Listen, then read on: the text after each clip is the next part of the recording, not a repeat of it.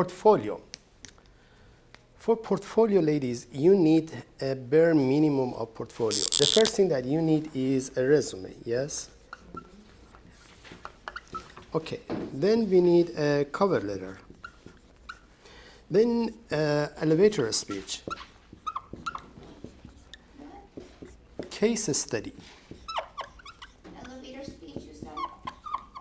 Yes, for portfolio, you need resume, cover letter, elevator speech, case study, references.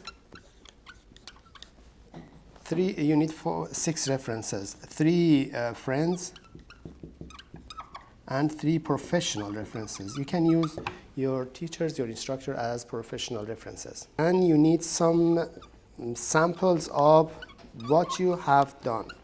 And that's the difference between the case study and these samples, are the samples of what you have done. For instance, if you've done your case study about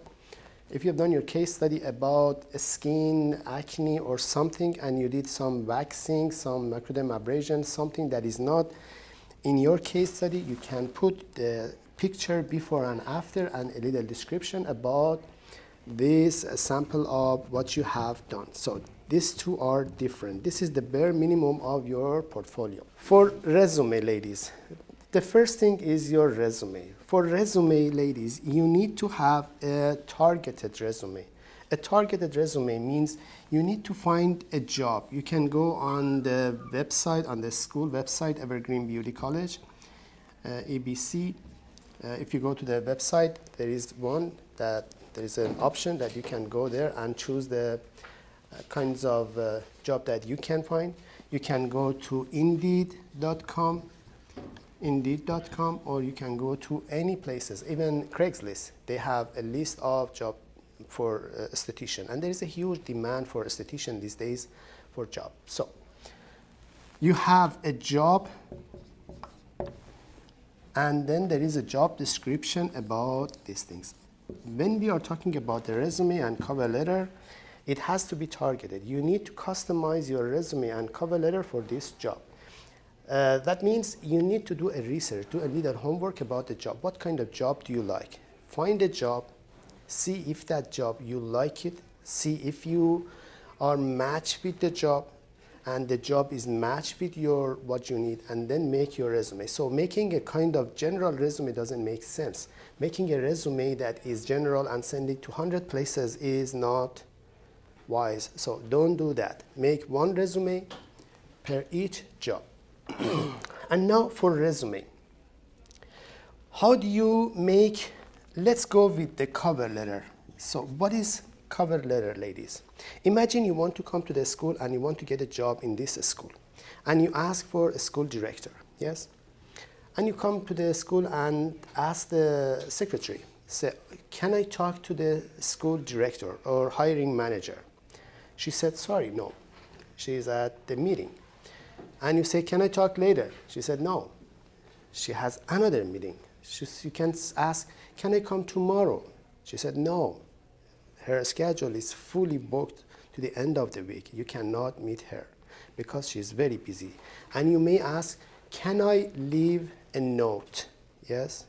And she said, yes, you can leave a note. That note is cover letter. So the cover letter is the note that you are leaving with the hiring manager or the director or whoever is in charge of this job. That is a note. So what is the characteristics of this note? This note should be short, to the point, and exciting, because let's say if I'm hiring for a job and you leave a note, when I see this note, it has to be somehow that excited me. And I say, okay, I need this person. Can you please call her? Can you give me her resume? Let me see what is in the resume, okay? This is a kind of standard or kind of structure that you can have for your resume, for your cover letter. Your cover letter should be about 2 paragraphs, 1 paragraph and 2 paragraphs. Don't make a full page cover letter. It doesn't work. Don't make a cover letter. Don't brag about yourself in the cover letter. It doesn't work. Cover letter is a note that person. So to get to get the hiring manager or the owner or whoever is in the charge of this job, you need only 2 paragraphs. One paragraph is all about this company, this business, yes? If I'm the owner of the company, if I'm the manager of the company, show me that you did your homework. Show me that your values and your interest is in line with my company or with my business, yes? How can you find the information about this company, ladies? There is a website, xyzcompany.com. If you go to the company on their website, specifically on the About Us section of the website of the company or the business that you want to get a job, if you go there, they explain everything about who they are, what is their goal, what is their mission, and what they are for. Yes? Your job is to go to this About Us, to their website, and find out if this position is really for you. Do you like to work for this company with this position? If it is, then on the first section of the cover letter, just mention your value and the value of the company that is matched with your value, and use almost the same words, same expression they are used here. For instance, they said, we love our clients. Then you can say, we love our clients. And try to find out if you've been in that business or if you want to be working for that business, is worth it to sometimes go to the business, get a service, and know and say, oh yes, I've been in your business. I love to be working for you. That's my dream job, and everything about the business. And don't just write to whom it may interested, to whom or what. It has to have a name on the cover letter. Yeah. And do a little homework and find the name of the person that is in the charge of hiring people, and everything else from the About Us, from everything that it goes here. So this is the first section of the cover letter. When I receive this note, when I see everything is about me, about the company, about the business, I'm excited. I said, wow, I like to know this person. This person looks familiar to me. That person is great. Now, what is the second paragraph of your cover letter? The second paragraph of your cover letter is all about you. And again, is not just bragging about yourself. Let's say you've been working in a business, is not related. You are all students. Your previous job most probably wasn't in the beauty, in the skincare. Yes, was something unrelated. Okay? Again, go to the job description this time. Go to the job description and find the keywords that is in the job description. What is keywords in the job description? What is the keywords in the job description? Let's see, I am hiring for a position, okay? And I'm asking my assistant or the manager or the hiring manager, Miss Hiring Manager, I'm looking for one person or with this specification, with these characteristics. First, time is very important for me. Be on time, be professional, experience, years of experience, and so on, so on, so. I'm looking for this person. I'll give it to you as your hiring manager, yes? Then you are making a kind of essay, like a kind of job description posted on Indeed or on the website or whatever, yes? You make a job description and then post this job description onto the posting of job description. One of my job as a job hunter is to be able to find these keywords inside the job description. Now I have that keywords. I borrow the keywords from the job description and put it here. Let's say they said they wanted somebody who know wax. Yes. Then I'll add I know wax. You've been in the school, you've been in the aesthetic school, beauty school, you know everything. Everything you learn from lash, from wax, from many things. Yes, from a lot of things.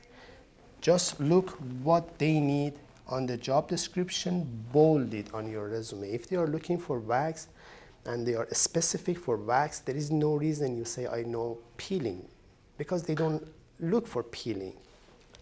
For the second paragraph of a cover letter is all the keywords. If you can find the keywords in the job description, then you are putting these keywords, if it's match on the second paragraph of the job description about yourself. As I said, if they are asking for wax, then in the school you learn a lot. So bold the one that you know about waxing.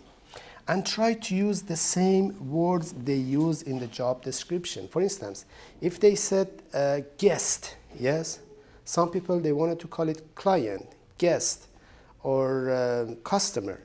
Use the same word. For whatever reason, their eyes are more familiar with these words. So use it in your cover letter. As a hiring manager, when I see this letter, let's say I'm a hiring manager, when I see this cover letter, this note, then what else do I need? I need somebody who loves me, the business, who is so passionate and enthusiastic, that did all the researchers and all the values and everything is matched. That's what I need. Perfect. Love it. And then I need somebody with this characteristics, with this qualification. Oh, the qualification is here. What else? That's what I need. So this is the cover letter, ladies. So 2 paragraph, 1, 2 paragraph, and it doesn't have to be very long paragraph, short paragraph. You don't have to be to the point, and 2 paragraph. Now let's go to the resume. Resume, all of you probably have had job in the past, but you need a job in the skincare and beauty and business, lash, wax, whatever. So the resume that you need here, it's a little different than the resume that you had in the past. Now let me put the resume instead of cover letter. Now that I have my cover letter, the hiring manager is interested, ask me, okay, I need Miss XYZ, and now this is a resume. Resume has 2 main sections. One, you can start with your experience, or you can start with your education. It depends which one is the most strength point in your resume. If you have a lot of experience in a skincare, beauty, or whatever, put it on the first. If you have education is extremely high, then put the education to the first, and bold which one you have the most. About the experience and education when you are doing, okay? The first thing that you need to change, you've been in the school for so long time, your mindset is the mindset of a student. You need to change the mindset to the mindset of a professional, okay?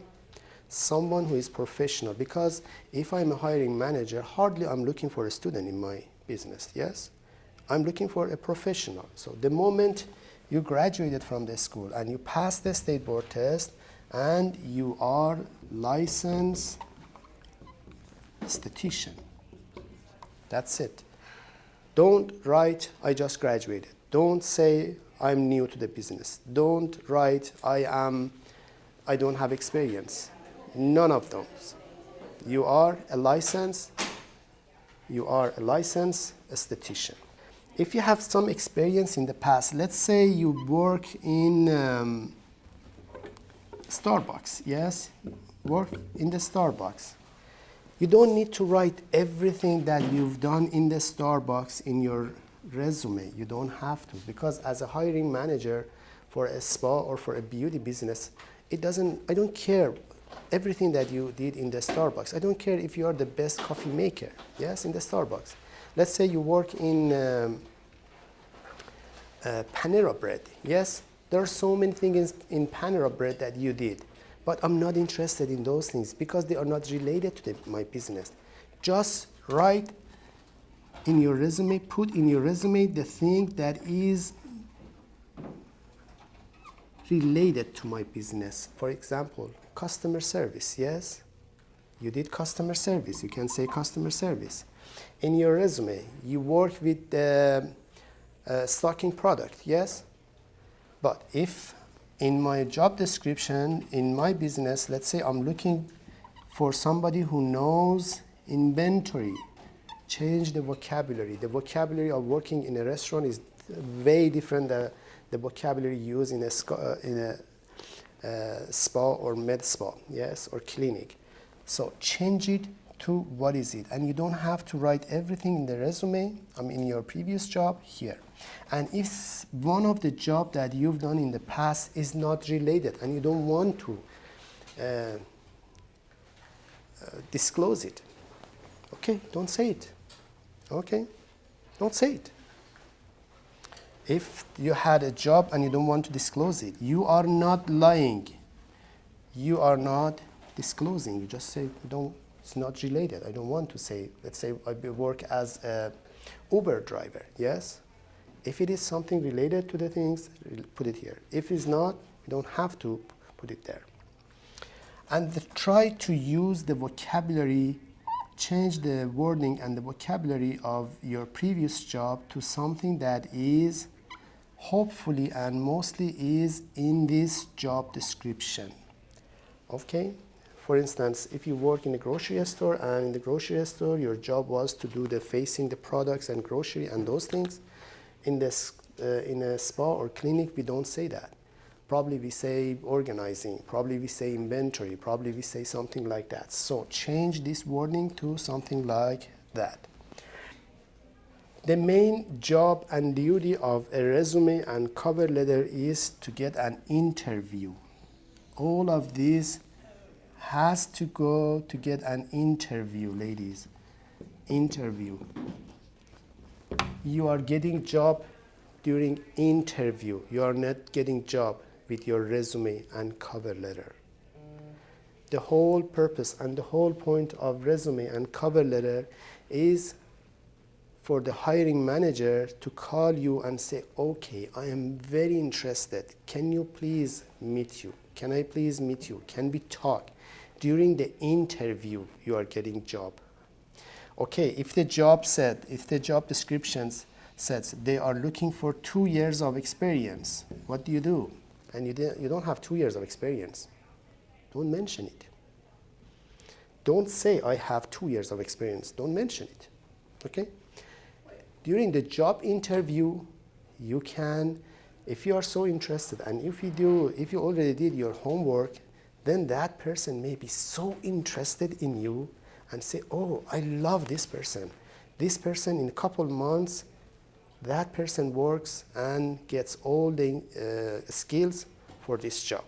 The difference between cover letter and resume and interview. Cover letter and resume, they are static. Means when you put something into the cover letter and static, it's there. You cannot change it. It's already there, done, finished. But during interview, it's the time that you can influence that person. Imagine you are a hiring manager. Somebody comes to you with only 6 months of experience, and another person comes to you with 6 years of experience. The first person is so passionate, full of energy, and so enthusiastic about your job. And the other person with 6 years of experience comes to you, and that person is kind of boring. That person is not very passionate. And there is a reason that person worked for 6 years in another place and now come to you. For some reason, she left or he left the previous job, yes?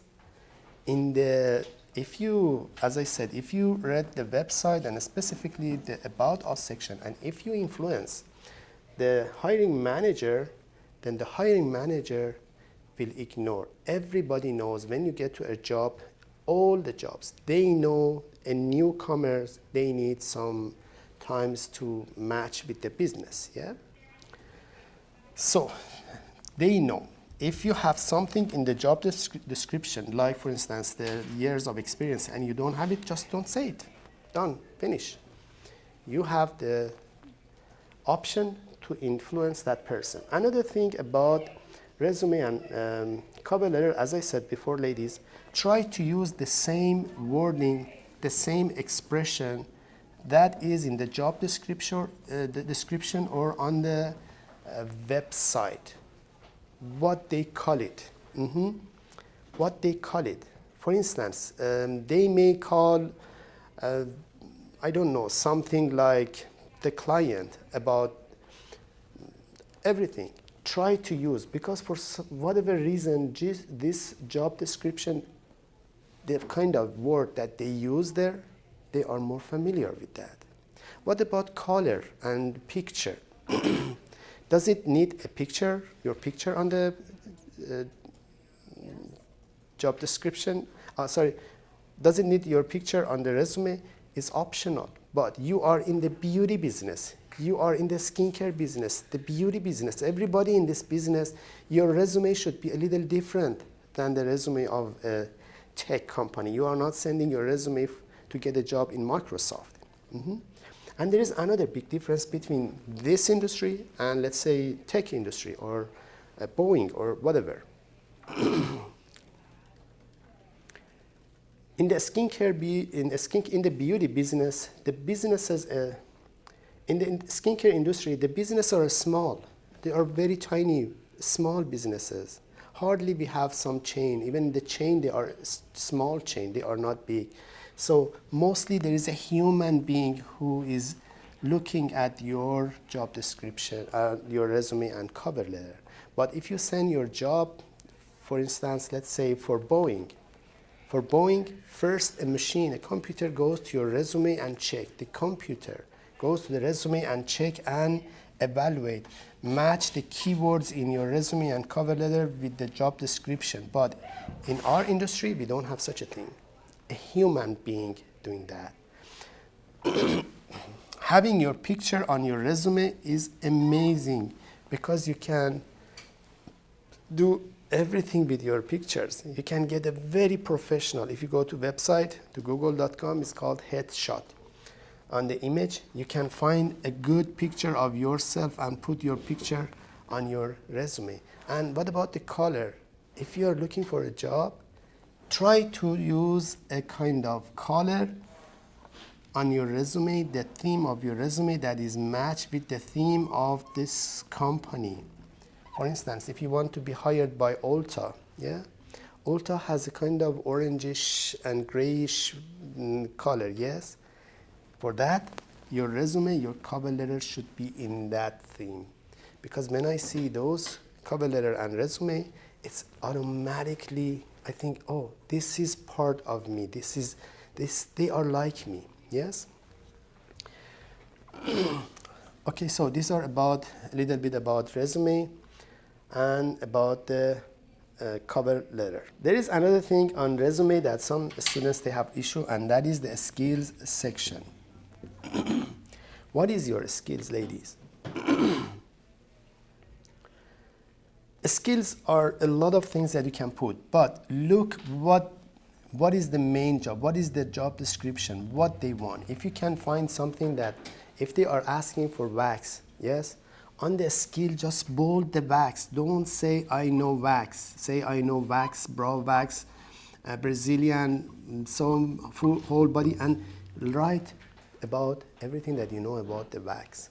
And if you find something that in their website that they are something that is interested, for instance, you can find that if you find out that they are a dog lover or pet lover or green or whatever, Then you can put it on your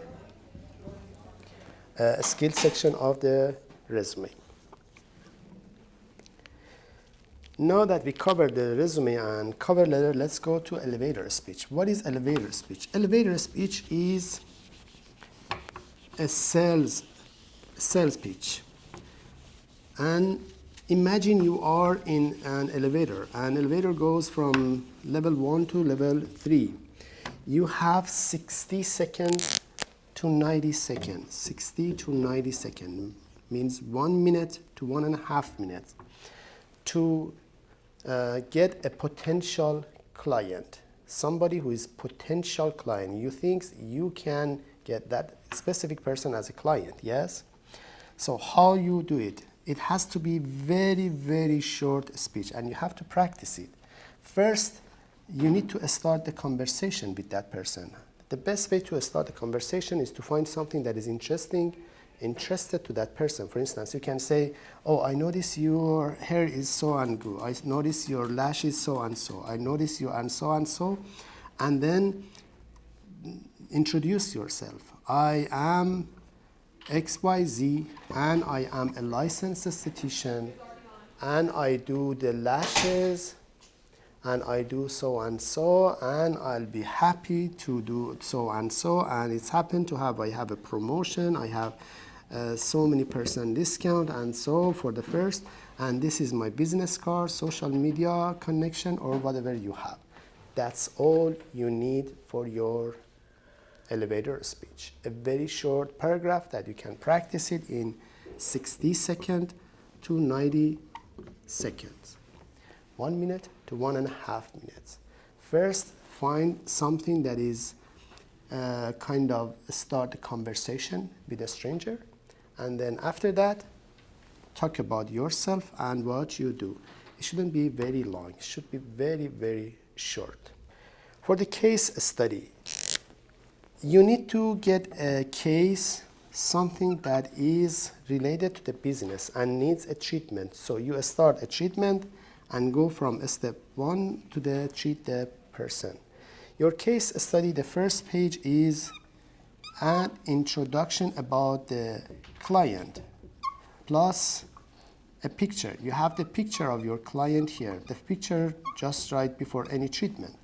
Then some information, age, gender, skin concern, daily routine, any contraindication, and everything that is related to the case. This is your first page of your case study. The second page is your first treatment. You go on the first treatment, the picture before treatment, the picture after treatment, before and after. And let's say you did a treatment. Let's say you did a microdermabrasion, or you did peeling, or you did whatever. And then explain what did you do on the client. If you want to use the brand name is okay, as long as you say what is in the brand name. For instance, you explain here the client has an oily skin, yes? And now you can say I use a foaming cleanser and I use so and so and I did so and so, and that was the result of the first treatment. My client was happy, I didn't have any problem, and I use so and so. Just writing or putting the name of a brand without any explanation, nobody understands. Yes, we are working with Murad and Image, but does everybody knows the Murad and Image? No, probably not. So write, what is it? You don't have to write all the ingredients and everything that is not. Just the main performance or active ingredients, yes?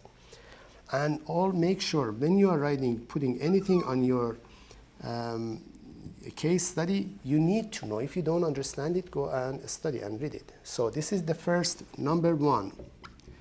And then you need number 2, exactly the same. Before, after, description of what you did, and whatever you did on the client. Again, if you are using a brand, it's okay, as long as you say what is in the brand. Who is reading this case study is another professional just like you.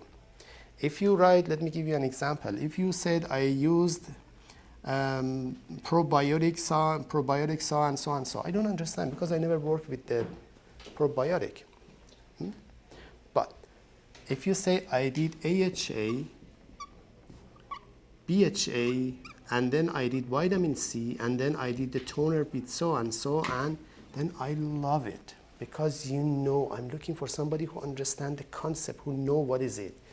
I know you can work with any brand. So this is a great way to go with number 2. Introduction, number 1, number 2.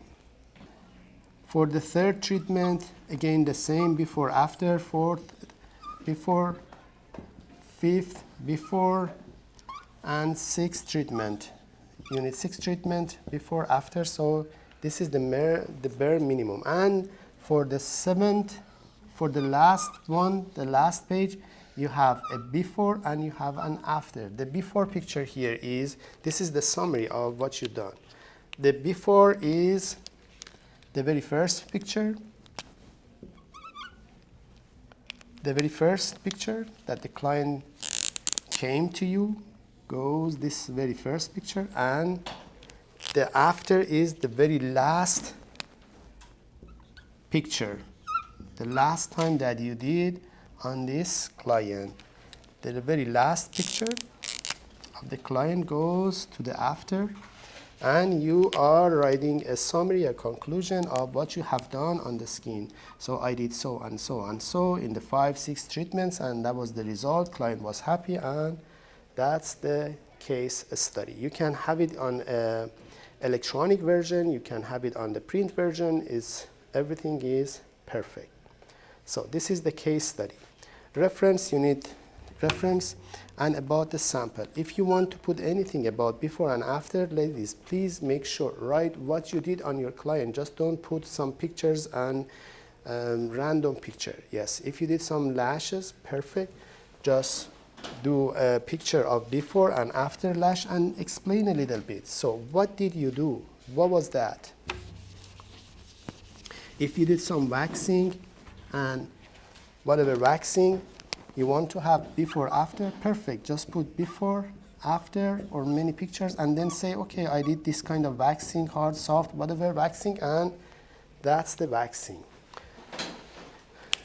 Based on the requirement, you can have your website, you can have whatever you want to add on portfolio. The whole thing is portfolio. The case study and everything is part of the portfolio. All comes to in a binder, and that's your portfolio.